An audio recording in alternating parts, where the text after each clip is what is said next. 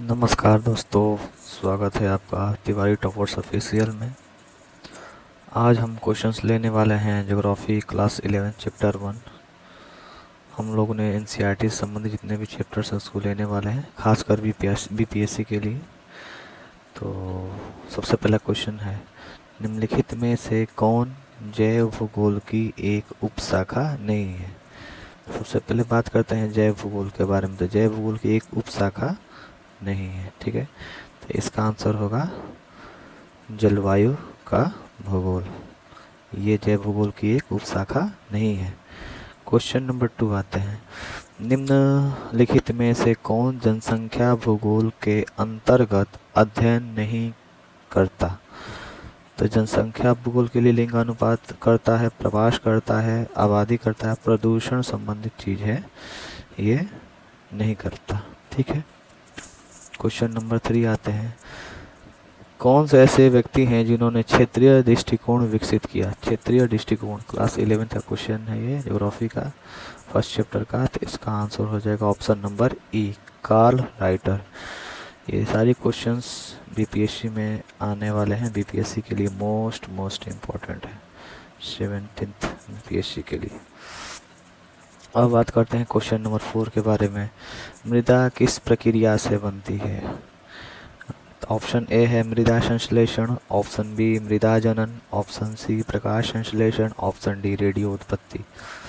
तो हम लोग यहाँ आंसर लगाएंगे ऑप्शन बी, मृदा जनन। आते हैं नेक्स्ट क्वेश्चन, क्वेश्चन नंबर 5, भूगोल शब्द पहली बार किसने गढ़ा था। तो सबसे पहले यहाँ गढ़ने की बात हुई है, तो गढ़ने की बात हुई है तो इसका आंसर होगा ऑप्शन नंबर ए, एरेटोस्थनीज, ठीक। अब आते हैं क्वेश्चन नंबर 6, किसने क्रमबद्ध भूगोल विकसित किया। क्रमबद्ध भूगोल किसने विकसित किया। इसका करेक्ट आंसर हो जाएगा option number A, Humboldt. Next question आते हैं, क्षेत्रीय भूगोल पहचान करने में मदद करता है क्या। तो यहाँ देखिए हम लोग को क्षेत्रीय बात हो रही है, तो क्षेत्रीय चीज़ें किससे संबंधित है, क्षेत्र से। इसका करेक्ट आंसर हो जाएगा क्षेत्र। नेक्स्ट क्वेश्चन आते हैं क्वेश्चन नंबर 8, निम्न में से भूगोल के जनक कौन है। तो ये वाला जो क्वेश्चन है बहुत लोग कंफ्यूज होंगे, बहुत लोग हिकेटियस में और बहुत लोग एरिस्थोनीज में कंफ्यूज होंगे, लेकिन इसका सबसे ज़्यादा राइट आंसर है हिकेटियस, ठीक। नेक्स्ट क्वेश्चन आते हैं, भौतिक भूगोल के अंतर्गत किस तत्व का अध्ययन किया जाता है। तो भौतिक भूगोल के अंदर कौन कौन से तत्वों का अध्ययन किया जाता है। तो मौसम सही है, मिट्टी सही है, वायुमंडल सही है। तो इसका करेक्ट आंसर हो जाए उपयुक्त में से सभी, ठीक है, ये the correct answer. Question number 10 आते हैं, विषय वस्तु पागम किस भूगोलवेत्ता द्वारा दिया गया है। विषय वस्तु पागम किस भूगोलवेत्ता द्वारा दिया गया है। तो ये भी सबसे अच्छा क्वेश्चन है, बीपीएससी में ये ऐसे सारे क्वेश्चंस बहुत आते हैं वर्ल्ड लाइनर।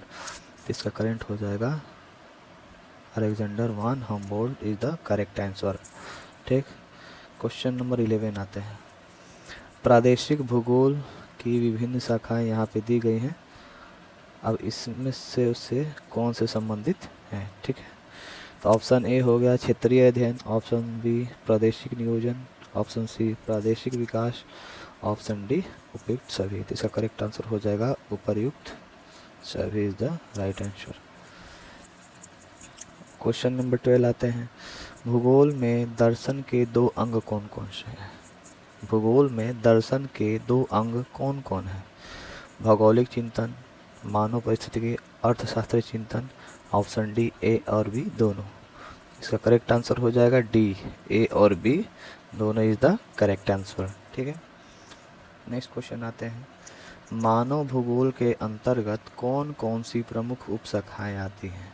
मानव भूगोल के अंतर्गत कौन कौन सी प्रमुख उपशाखाएं आती हैं। ये हो जाएगा सामाजिक भूगोल, जनसंख्या भूगोल, नगरीय भूगोल। तो ऑप्शन डी उपर्युक्त में से सभी, ठीक। नेक्स्ट क्वेश्चन आते हैं, प्रादेशिक भूगोल के संदर्भ में कौन सा कथन सही है। तो इसका करेक्ट आंसर हो जाएगा ऑप्शन बी, यह विधि एकाकी रूप से प्रस्तुत करती है, ठीक। क्वेश्चन नंबर 14 आते हैं, निम्न में से किसको भौतिक लक्षण कहा जा सकता है? भौतिक लक्षण जो उत्पन्न हुए हैं, तो पार्क ये नहीं कहा जा सकता, सड़क ये नहीं, जल उद्यान ये नहीं, तो करेक्ट आंसर हो जाएगा मैदान। क्या हो जाएगा? मैदान।